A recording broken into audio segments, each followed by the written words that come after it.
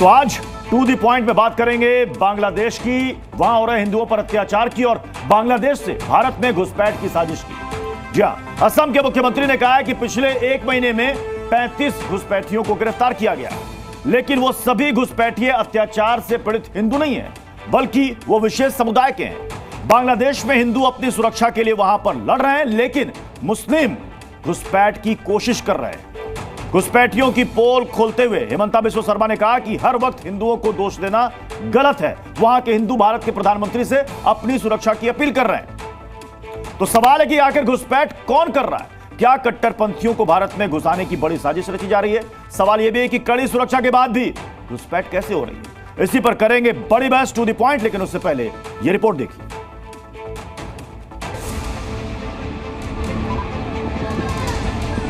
बांग्लादेश में तख्ता पलट के साथ ही हिंदुओं पर अत्याचार जारी। उनके घर जलाए जा रहे हैं, मंदिरों को तोड़ा जा रहा है, हिंदू बहन बेटियों की इज्जत से खिलवाड़ हो रहा है। वहीं दूसरी ओर कट्टरपंथियों और आतंकवादी जेलों से आजाद हो रहे हैं और यूनिट सरकार उनके साथ खड़ी नजर आ रही है।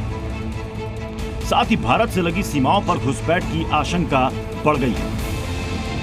लेकिन क्या बांग्लादेश में सताए जा रहे हिंदू घुसपैठ की कोशिश कर रहे हैं? क्या बांग्लादेश के हिंदू पलायन कर भारत की सीमा में आने की कोशिश कर रहे हैं? इसका जवाब असम के मुख्यमंत्री हिमंता बिस्वा शर्मा ने दिया। उनका दावा है कि बांग्लादेश में हिंदू अपनी रक्षा के लिए लड़ रहे हैं। घुसपैठ करने वाले लोग एक ही समुदाय के हैं और वो हिंदू नहीं है। Hindus are fighting and staying in Bangladesh. Last 1 month we have not detected a single Hindu people. But we are arresting in last 1 month 35 Muslim inflation. So always we blame Hindu. It is not the correct. Bangladesh में हिंदुओं पर अत्याचार के बहाने आखिर वो कौन लोग हैं जो भारत की सीमा में घुसने की कोशिश कर रहे हैं? आखिर जो कट्टरपंथी बांग्लादेश में हिंदुओं पर अत्याचार कर रहे हैं, वही भारत की सीमा में घुसपैठ की कोशिश क्यों कर रहे हैं? क्या कट्टरपंथी आतंकी घुसपैठ के जरिए भारत में बड़ी साजिश की प्लानिंग कर रहे हैं? आज इसी मुद्दे पर होगी टू द पॉइंट बहस। हमारे साथ होगा खास मेहमानों का पैनल। और सबसे बड़ा सवाल यह भी कि इतनी कड़ी सुरक्षा और अलर्ट के बाद भी घुसपैठ कैसे हो जा रही है? आप बने रहिए जी न्यूज के साथ। और साथ खास मेहमानों का पैनल हमें ज्वाइन कर रहा है। हमारे साथ हैं एहसन सिंह, बीजेपी के प्रवक्ता हैं, दानिश कुरैशी हैं, प्रवक्ता एआईएमआईएम के, राशिद शरीफ हैं जो कि अध्यक्ष हैं, एसआईएम-पीएलबी के परवेश चौधरी हैं, प्रवक्ता हैं विश्व हिंदू परिषद के, हाफिज गुलाम सबर साहब इस्लामिक स्कॉलर हैं, सतीश दास महाराज हैं दिगंबर अखाड़ा से, और साथ ही चंपक कलिता एआईयूडीएफ के प्रवक्ता थोड़ी देर में हमें ज्वाइन करेंगे, जुड़ चुके हैं। चंपक कलिता जी भी हमारे साथ जुड़ चुके हैं। सबसे पहले मैं आप ही के पास आऊंगा। चंपक कलिता जी, क्या बांग्लादेश से मुसलमानों को अंदर घुसाने की साजिश की जा रही है क्या?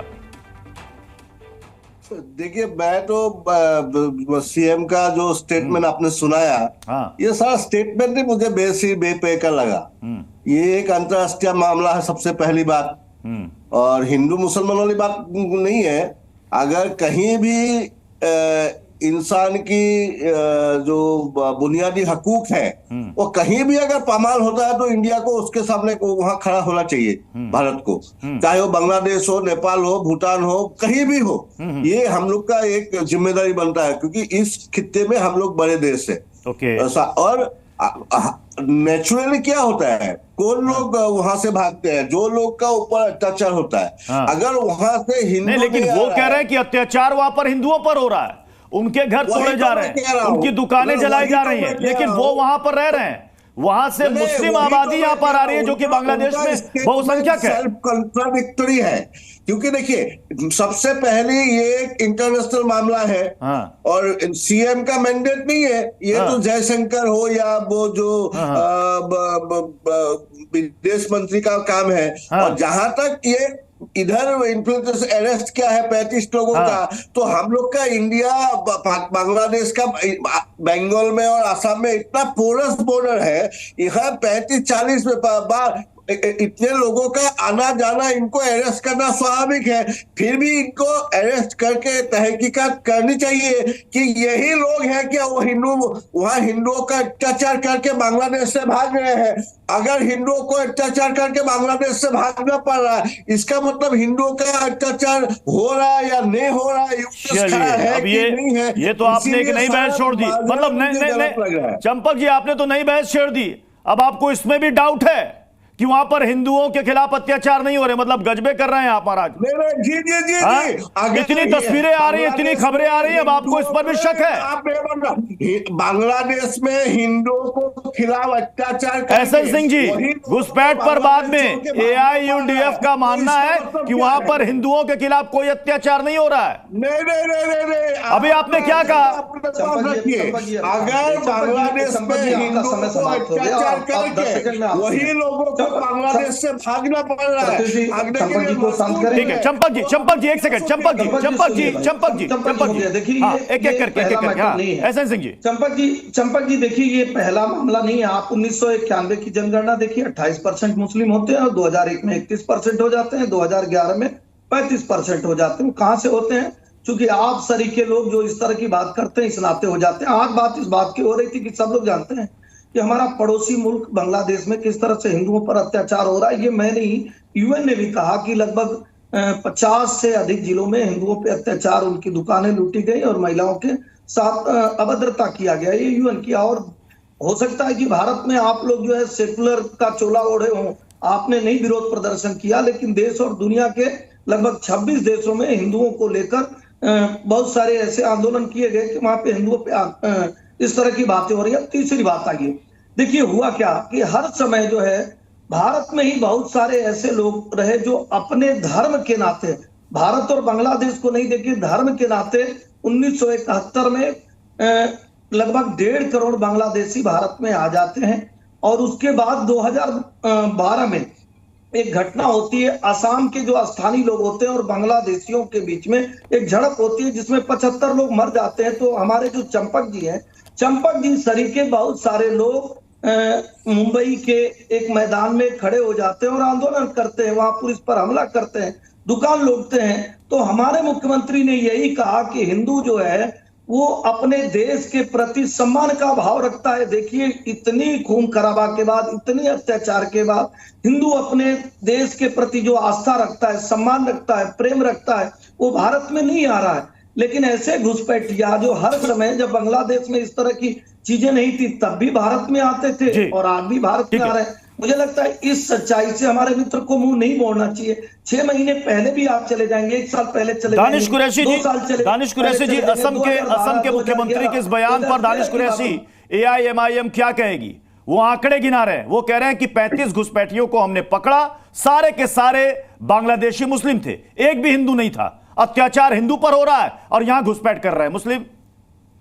देखिए 3 चीजें हेमंत बिस्वा शर्मा की बात से निकल के आती हैं। एक, सबसे पहले तो उनको मोदी की जो सिक्योरिटी मामला है उसके ऊपर उनका सवाल है, क्योंकि देश की सुरक्षा का जो जिम्मा है वो केंद्र सरकार के हाथ में है और किसी ना हिंदू के हाथ में, ना मुसलमान के, ना सिख के, ना पारसी के। तो सबसे पहला सवाल तो उन्होंने मोदी जी पे डाला है, ये सवाल निकल के आता है। दूसरे नंबर की बात निकल के आती है कि देश के अंदर में, मैं बात कर रहा हूं, देश के अंदर में भारत सरकार की सबसे पहली जिम्मेदारी भारत के नागरिकों की है और उसके बाद दुनिया के तमाम नागरिकों के लिए अगर या लोगों के लिए बात की जाए तो हमारा मामला जो है इंसानियत के तकाजे के साथ बात करने की है। अगर धर्म के साथ तकाजे की बात करेंगे तो देश जो हमारा जिन चीजों के लिए जाना जाता था उनको खंडित करने का काम हेमंत बिस्वा शर्मा करते हुए नजर आते हैं। और तीसरे नंबर की बात, मुझे यह बताइए कि भारतीय जनता पार्टी के 2 मुखौटे हैं। एक तरफ तो वो कहते हैं कि देश में पता नहीं कौन से अरब बनाना चाहते हैं, दारुल अरब बनाना चाहते हैं, दारुल हरब बनाना चाहते हैं, जहां इनकी सरकार नहीं होगी वहां वो अमन कायम करेंगे। अगर ये बात इनकी सच मान ली जाए या संघ परिवार के लोगों की बात सच मान ली जाए तो अगर बांग्लादेश में मुसलमानों की सरकार है उसके बाद भी लोग घुसपैठ कर रहे हैं तो सवाल ये है कि फिर वहां से पलायन कौन कर रहा है, ये एक सवाल हो गया। तीसरे और आखिरी नंबर की बात आगे ये खड़ी रहती है कि आपको सबसे पहले तो ये आंकड़े बताने पड़ेंगे। पार्लियामेंट में 10 बार अलग अलग मेंबर्स ने सरकार से पूछा है कि देश में किस तरह का, कितने लोग हैं जो देश में घुसपैठ की है, आज तक सरकार आंकड़ा दे नहीं पाई। सिंह साहब 1.5 करोड़ का आंकड़ा ले आए हैं। ये आंकड़ा कहां से लाए? सरकार ने एसएन सिंह जी आंकड़े कहां से आ रहे हैं? आंकड़े कहां से आ रहे हैं? क्या कोई ऑथेंटिक डेटा है कि इस वक्त हिंदुस्तान के अंदर कितने घुसपैठिए हैं और किस देश से आए हैं वो? प्रत्युष जी, हिंदुस्तान सरकार सन 2000 में बॉर्डर मैनेजमेंट टास्क फोर्स का एक रिपोर्ट प्रस्तुत करती है। उस रिपोर्ट में कहती है कि 1.5 करोड़ मुसलमान भारत में आ गए। क्यों आ गए? जब 1971 में पाकिस्तान से अलग बांग्लादेश बन रहा था तो लगभग बहुत सारे मुसलमानों पे अत्याचार हुआ। वो जो बांग्लादेश में जा रहे थे वो मुसलमान जो बंगाली भाषा बोलते थे, वो हमारे जो AIMIM के प्रवक्ता हैं, इनके सहयोग से वो भारत में आ जाते हैं। चूंकि भारत और बांग्लादेश की बहुत सारी ऐसी सीमा है जिसमें चरवाहे एक दूसरे में जाते हैं और एक खुली आजादी थी कि आप 5 से 7 किलोमीटर तक एक दूसरे जा सकते हैं। कुछ गांव प्रत्युष जी ऐसे भी हैं जिसमें आधा गांव भारत में और आधा गांव बांग्लादेश में। तीसरी बात की भारत में ही कुछ ऐसे फिरका परस्ती लोग हैं जो बार बार ये चाहते हैं धर्म के नाम पे, चाहे उग्रवादी हो चाहे आतंकवादी हो, आ जाए। तीसरी बात आपने कहा है आंकड़ा कैसे आया? हमने कहा बॉर्डर मैनेजमेंट टास्क फोर्स। अभी वर्तमान में सरकार ने कहा यह आंकड़ा बढ़ के 4 करोड़ हो गया। चूंकि बॉर्डर टास्क फोर्स जब ये रिपोर्ट दी तो उस सर्वे के आधार पे दी, घुसपैठियों को बताया गया।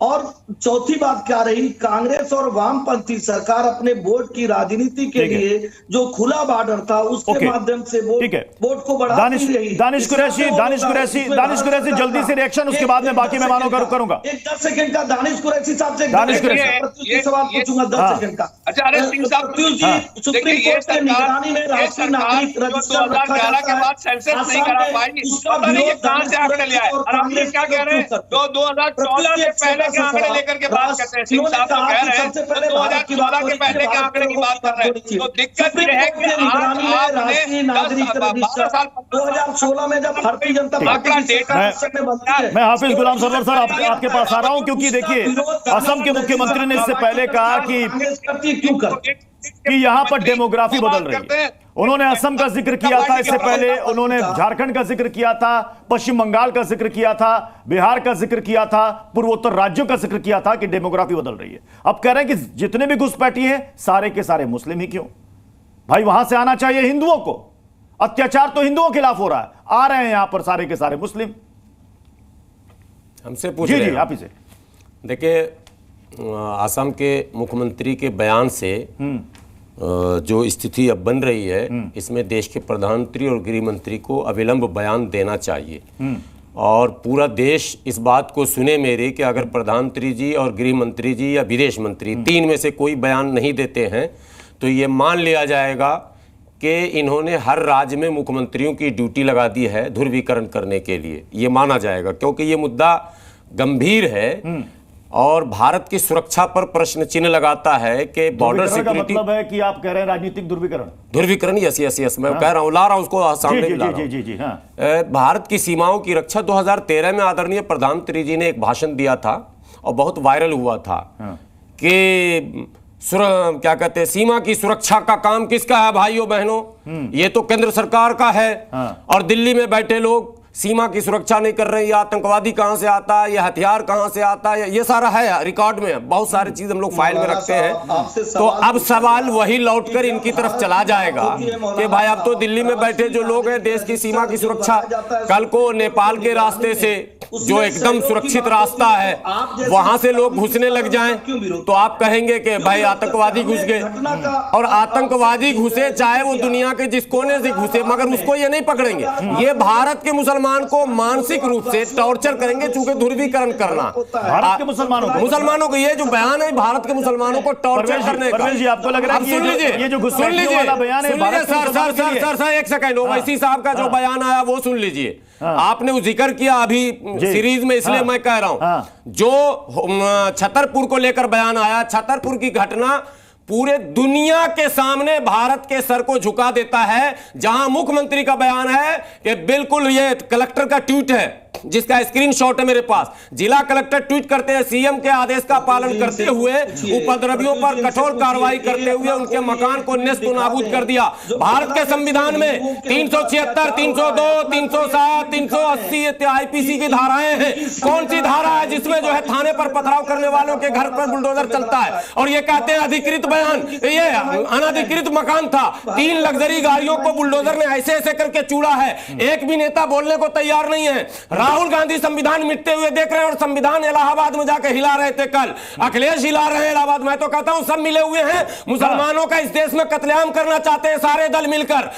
बांग्लादेश से ज्यादा खराब स्थिति भारत में बनाने की योजना चल रही है। बिल्कुल ये मैं कह रहा हूं। मतलब ये सारी यातनाएं, और ये कह रहे हैं कि सारी यातनाएं भारतीय मुसलमानों के लिए, बांग्लादेश का जिक्र करके। नहीं, गुलाम साहब का बिल्कुल गलत है ये बयान जो है वो ठीक नहीं माना जा सकता। इस देश में ही सबसे ज्यादा सुरक्षित है मुसलमान। नहीं सुरक्षित है, टीवी पर कह रहा हूं। तमाम मुख्यमंत्रियों के ऑन रिकॉर्ड बयान है। गुलाम भाई, ठोक दो। सुनिए, आप अपनी बात आपने बलात्कारियों पर आपने चलाया ना, बलात्कारियों पर चलाया। अयोध्या के बलात्कारियों को दिखाया गया। आप यही देख लीजिए, बुलडोजर घर पर, आप यही देख लीजिए मुसलमान की क्या स्थिति है। आप लोग आप यही देखिए, धज्जी उड़ा रहे हैं। मुसलमान दूसरे को बोलने नहीं दे रहा। नहीं बोलने क्या नहीं दे रहा, बोलने नहीं दे रहा। और उसके बाद कहेगा कि साहब हमारे पर अत्याचार हो। बिल्कुल ओवैसी साहब वाले लाइन पर सोचिए कि इस देश के अंदर परवेज जी को बोलने दीजिए। इस देश में अभिव्यक्ति की आजादी है साहब, लोकतंत्र है, हर कोई खुलकर बोल सकता है हिंदुस्तान में। इस देश में सबसे ज्यादा सुरक्षित मुसलमान है। नहीं है, दिल्ली और यही कारण है कि गुलाम सरवर साहब बोल रहे हैं पूरा गुजरात और एक हिंदू को बोलने नहीं दे रहे। बांग्लादेश की तारीख में मतलब इस देश के बहुसंख्यक आबादी को बोलने नहीं दे रहे हैं। हिंदू मर गए क्या बांग्लादेश में? 10,000 में मारा है। ठीक है, आप देखिए जहां पर भी मुसलमान प्रभावी है, जहां पर मुसलमानों की आबादी ज्यादा है, क्या वहां पर जिस तरह से गुलाम सरवर मुझे बार बार में इंटरप्ट कर रहे हैं, क्या हिंदू की हिम्मत होगी इंटरप्ट करने की? वो उसको करने नहीं देंगे। ये इतिहास है इस्लाम का। इस्लाम हमेशा डोमिनेट करने की बात करता है। ये मैं भी नहीं कह रहा, ये बाबा साहब अम्बेडकर ने भी कहा। सुन लीजिए, 7 करोड़ सुन लीजिए, भारत के जब भारत से पाकिस्तान अलग हुआ, जब भारत से पाकिस्तान अलग हुआ तो 22% आबादी वहां हिंदुओं की थी, आज 2% रह गई। हिंदू कहां चले गए हिंदू? कहां कर दिया हिंदुओं को? जब बांग्लादेश बना, गुलाम सरवर जी क्यों आपको ऐसा लग रहा है? आप कह रहे हैं कि यहाँ पर कुछ लोग हिंदू मुसलमानों को बर्दाश्त नहीं कर सकते। आज 7.5% ऐसा बनाया जा रहा है। आज 7.5% हिंदू हैं। आप ये सोचिए, तो क्या राशिद शरीफ जी को बुलाइए जल्दी से स्क्रीन पर। राशिद शरीफ जी, एक सेकंड। राशिद शरीफ जी, क्या हिंदुस्तान में मुसलमान डरा हुआ सहमा हुआ है? अपने आप को सबसे ज्यादा असुरक्षित समझता है? नहीं बोल रहा। सारे नेशनल मीडिया में देख रहे हैं कि कितना चिल्ला रहे हैं। बोलने नहीं दे रहे। बोल रहा हूं, ये मुसलमान की गलत चला है। ये मुसलमान की चला है, भारत के संविधान के सीने पे चला है। हिंदू समाज ने उनको दी। राशिद शरीफ जी को बोले दीजिए। राशिद शरीफ जी, राशिद शरीफ, हाँ जी हाँ सुन रहा हूँ। ये लोगों को सुन रहा हूँ कि जब से है तो बताया जा रहा है कि हिंदुस्तान पे मुसलमानों पे जुल्म हो रहा है। बराबर हो रहा है। बिल्कुल भी नहीं हो रहा। आसाम के जो सीएम है मुसलमानों से नफरत है। मतलब आपकी इच्छा क्या बोलेंगे? मुसलमानों से नफरत है। आप हिंदू को मुसलमानों से नफरत है। बात करें तो बिल्कुल गुजरात की बात करो, मुजफ्फरनगर की बात करो, मणिपुर की बात करो। 10 साल में जो नफरत का जो दुकान जो फैला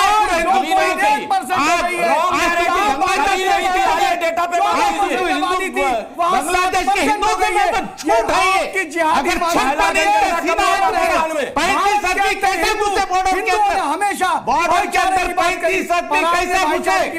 और उन्हीं का आदमी बोल रहा है कि बॉर्डर के अंदर 35 आदमी दाखिल होने की कोशिश करे, तो मतलब तुम नाकाम है।